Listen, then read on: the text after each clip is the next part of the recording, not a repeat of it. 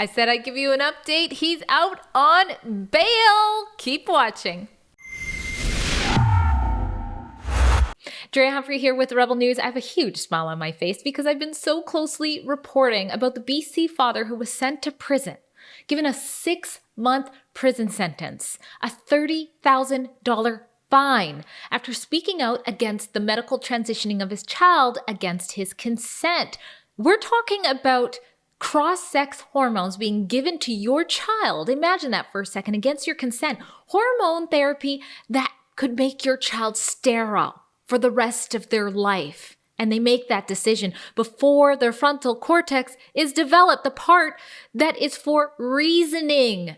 It's crazy. But anyways, when he spoke out, he breached publication bans. That's what landed him behind bars and ultimately in prison on an outrageously harsh sentence. Heard around the globe, people have been outraged about this matter of parental consent. And we actually believe it's a matter of free speech. We're actually challenging some of the same bans and orders that landed him in prison because I've been restricted on telling you the other side of the story, really giving you the full picture of what's happened, why this father felt the need to stand out. Because if I say the wrong thing, I too could be restricted. Now, while we're talking about the update here, I'm going to also put in a plug for anybody who wants to help us on that legal battle to please go to letusreport.com. Some of you have already joined that fight, and we will have our date in court June 2nd.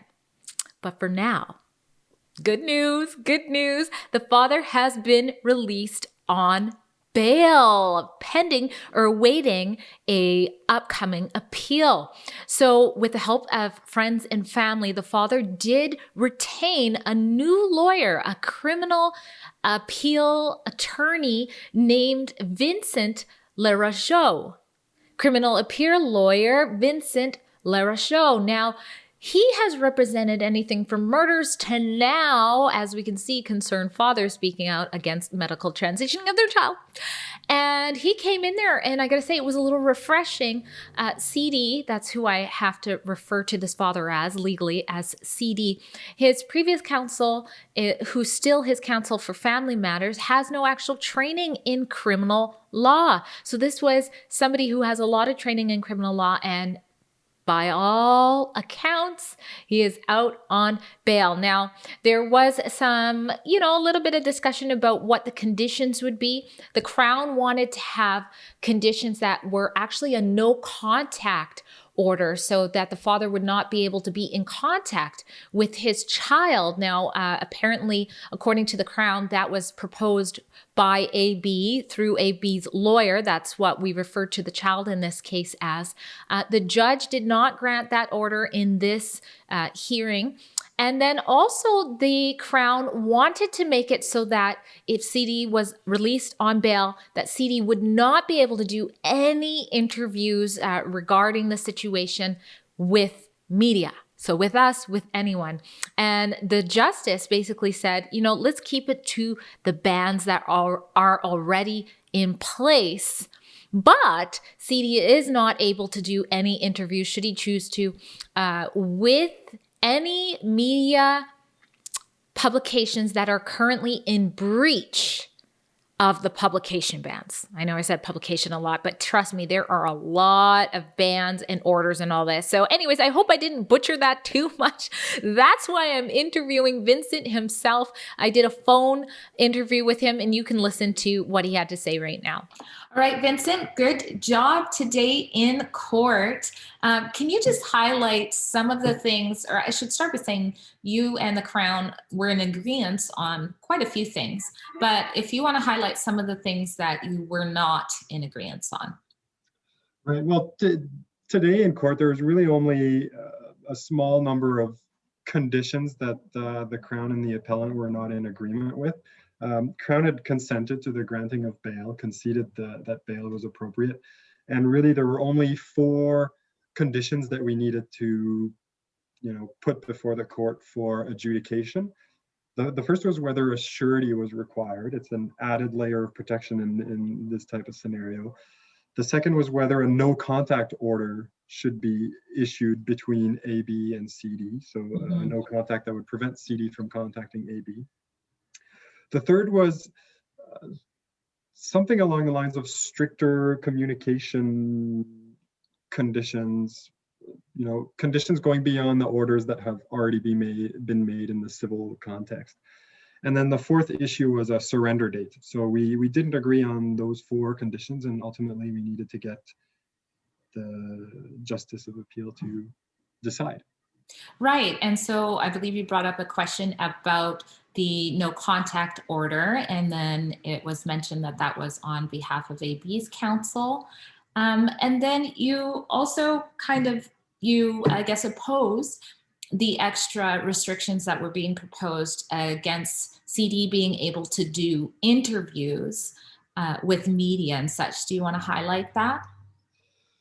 It's not that I opposed that condition. Essentially, the position of the appellant before the court was that CD is already subject to a number of orders that prohibit him from disclosing certain information. And really, those orders are sufficient. And that there is no need to expand the scope of those orders or in any other way modify them. So I invited the court to simply endorse those orders that have already been made. And at the outcome of the case, I think that the court agreed with that proposition.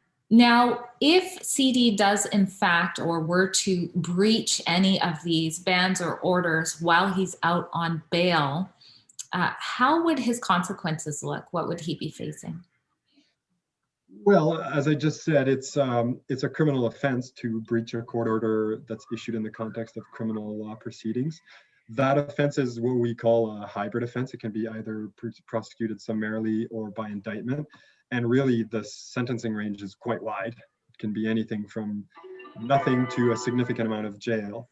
And conviction for that offense can, of course, result in a criminal record.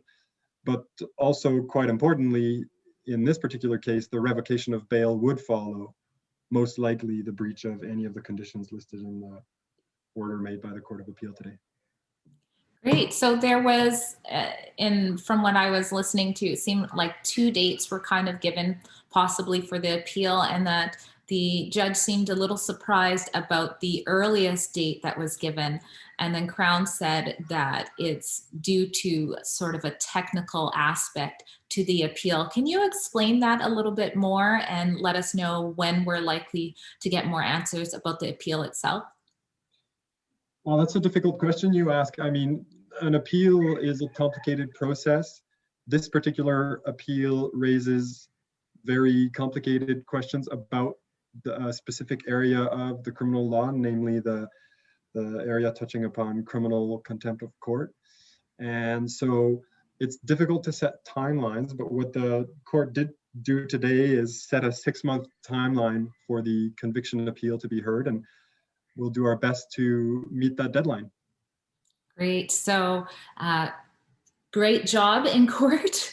And so when exactly do you anticipate CD to, in fact, be released from prison? And what are his conditions? He may have been released as we speak. I'm not too certain. And his conditions, I think, really the substance and essence of the conditions that were imposed by the court today on CD are that he needs to abide by all the civil court orders that have been made in the proceedings below. That's really the crux of it. I mean, there are other conditions, but really the crux is abiding by the orders that have been made in the civil proceedings below. Well, thank you so much for taking this case. It was refreshing to hear, and we'll keep in touch with the case. It's my pleasure, Drea. Now, it's not completely over. There is still an upcoming appeal. We're, of course, going to keep you updated on that at rebelnews.com. Please go there. We're being censored by big tech from bringing you the other side of the story. So when you go there, you can give us your phone number and your email so we know how to keep in touch with you as we keep our independent journalism going. And of course, join me, join Rebel News in this fight against the bans. The last thing I want is a precedent being set where more journalists try to tell you important things that need to be discussed about parental rights or medical treatments that are controversial with our children. We should be able to freely report on that with, reasonably. I'm not talking about exposing who the child is, but just being able to give you more of the context of what's going on. And so we need help with this fight, because if bans like these keep on happening, and I've done another report very similar to this, where a mom found out a week before her child was scheduled to have both breasts removed and had to file an injection, the same type of bans apply there. So we really need to challenge this. Please go to letusreport.com to join our hands as we do so. Drea Humphrey for Rebel News. If you appreciate the independent journalism that we do, please make sure you go to rebelnews.com.